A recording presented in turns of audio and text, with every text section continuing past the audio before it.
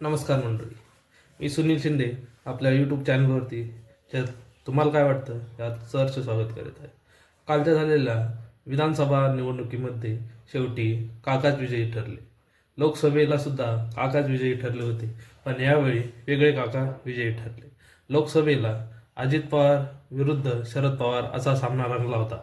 तसेच विधानसभेला सुद्धा अजित पवार विरुद्ध शरद पवार असा सामना रंगला होता. परंतु लोकसभेला हे शरद पवार हे निवडून आले, त्यावेळेस काका विजयी ठरले. परंतु यावेळेस उलट झालं. यावेळेस अजित पवार निवडून आले, कारण अजित पवार यांच्या विरोधात युगेंद्र पवार हे बारामतीतून उभे होते आणि अजितदादांचा बारामतीत पराभव करणे हे काही शक्य नव्हते. त्यामुळे यावेळेस अजित पवार निवडून आले, म्हणजेच काका वरचढ ठरले. या राजकारणाच्या लढाईत आतापर्यंत आपण बघितलं आहे, शेवटी काकाच वरचढ ठरतात आणि आपल्या विजयाची मोहर लावतात. कारण काकांचा अनुभव आणि काकांचा जनसामान्यांशी असलेला कनेक्टिव्हिटी आणि त्यांचा संपर्क हा त्यांच्या विजयासाठी महत्त्वाची गोष्ट ठरते. त्यामुळेच या विजयात तरी काका विजयी ठरले.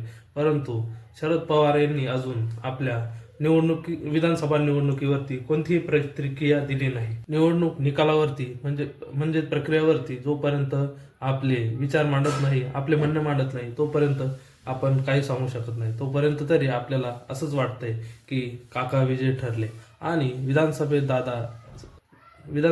दादा चांगल्या बहुमताने निवडून आले. जागाही त्यांच्या जास्त वाढलेल्या असून दादांनी आपल्या विजयाची घोडदौड अशीच सुरू ठेवावी, एवढ्याच त्यांना शुभेच्छा.